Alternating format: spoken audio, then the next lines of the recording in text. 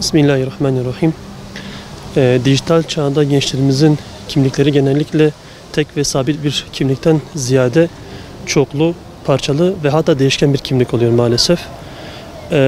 Bunu da aslında gençlerimiz dijital kimliklerini kendi ilgi alanlarından, sosyal çevrelerinden hareketle oluşturmaya çalışıyorlar ama genelde bu idealleştirilmiş veya da filtrelenmiş bir kimlikle karşı karşıya kalıyoruz. Genelde gençlerimiz ya olmak istedikleri bir kimliği yansıtmak için sosyal mecralarda kendilerini farklı gösteriyorlar veyahut da var oldukları durumdan farklı bir kimlik ile filtreleyerek kendilerini göstermeye çalışıyorlar. Bunu da özellikle fake veya da müstahar hesaplardan dediğimiz hesaplarla gençlerimiz maalesef normalde kendileriyle özdeşleşmeyen kişilikleri, davranışları orada sergileyebiliyorlar maalesef. Bunun da temel yapı taşında şu var. İşte sosyal mecralarda özellikle beğenilme arzusu, takipçi kasma arzusu, görüntülemenin artması gibi arzularla beraber gençler normalde yapmayacakları bazı davranışları sosyal mecralarda rahatlıkla yapabiliyorlar. Şunu da söyleyebiliriz bununla birlikte. Normalde bireyleri, gençleri, toplumlar, çevreler, kişiler etkiler ama artık öyle bir çağdayız ki algoritmaların kişilikleri etkilediği bir çağda yaşıyoruz. Bunun da bir örnekle açıklayacak olursak 13 ile 17 yaş arası gençlerimizin %95'i akıllı telefon kullanmakla birlikte bu gençlerimizin %90'ı sanal medyayı kullanıyorlar, sosyal medyayı kullanıyorlar. Bu oranın büyüklüğü de aslında artık yeni kişilik tanımının da dijital kimliklendirme olduğunu da bir göstergesidir. Buna karşı da toplumların, STK'ların, siyasi oluşumların tedbir alması gerektiğini ifade etmek istiyorum. Aile gençlerin kararlarını verebilmelerinin temel merciidir. İlk kurumdur, temel kurumdur aile.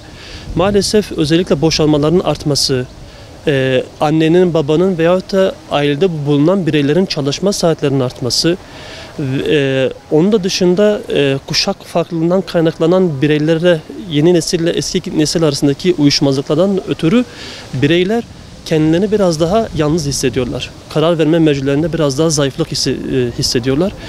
Ailede bunu karşılayamayan birey dışarıya açılıyor ve dışarıda sosyal alanlarda, çevresinde veyahut da sanal alemde bir arayışın içerisine girişiyor ve bu arayışla beraber bazı kararlar alma sürecine giriyor.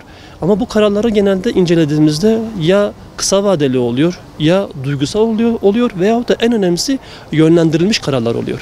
Yani aile bağlarının zayıflamasıyla beraber kişi akıllı, sağlıklı ve tutarlı kararlar almaktan ziyade duygusal, kısa vadeli ve özellikle de yönlendirilmiş kararlar almaya itilmiş oluyor. Sosyal medya kesinlikle değerler çatışmasını arttırıyor. Bunu kesinlikle söyleyebiliriz.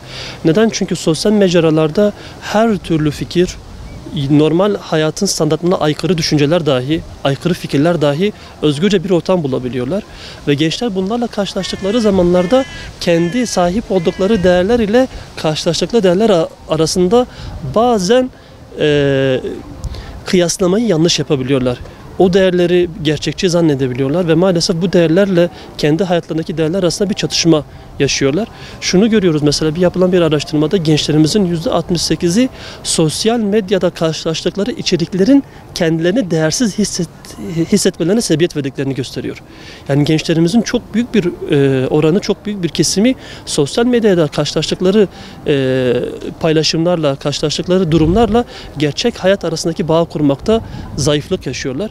Bunun da en temeli gençlerimizin oturaklı bir fikire sahip olması, bir düşünceye sahip olması ve sosyal medyada karşılaştıkları durumları bir filtreden geçirebilme durumunun olması gerekiyor. Modern bir çağda yaşıyoruz, modern bir zamanda yaşıyoruz. Gençlerimiz de bu modern çağa, modern zamana ayak uydurması gerekiyor elbette ki. Ayak uydururken de genelde gençlerimiz iki durumla karşı karşıya kalıyor. Ya modern çağa, modern zamana ayak uydurayım derken sahip olduğu değerleri kaybedebiliyor veyahut da modern çağa ayak uydurma endişesiyle bu değerleri harmanlayabiliyor. Ki gençlerimizin de sahip olduğu değerleri modern çağda harmanlayabilmesi gerekiyor. Ama harmanlama gayreti içerisinde olurken de dikkat etmesi gereken bir husus var. Seküler bir hayatın dayatmasıyla karşı karşıya kalabiliyor. Özellikle gençlerimiz bu değerleri, İslami değerleri, sahip olduğu değerleri modern çağa entegre etmesi gerekiyor. Ama entegre ederken de seküler bir hayatın dayatmasının altında kalmaması gerekiyor. Maalesef eğitim kurumlarımız yeterince buna cevap vermiyor. Şöyle ki eğitim kurumlarımız genellikle akademik bir yarış içerisine sokuyor gençlerimizi ve gençlerimizi kültürel yönden, gençlerimizi karar verebilme açısından, gençlerimizin manevi gelişimine bütünsel bir anlamda bir yeterlilik sunamıyor maalesef.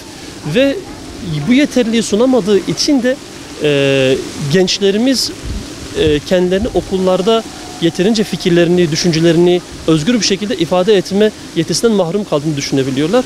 Eğitim kurumlarımız da bütüncül bir yaklaşım sergilemesi gerekiyor. Hem manevi anlamdan, hem kültürel açıdan, hem de kişiliğin gelişimi açısından gençlerimize, bireylerimize bütüncül bir yaklaşımla yaklaşması gerekiyor. Gençlerimiz bir at yarışında olan bireyler değillerdir. Sadece bir yarıştan ibaret değildir. Elbette ki akademik kariyer olması gerekir.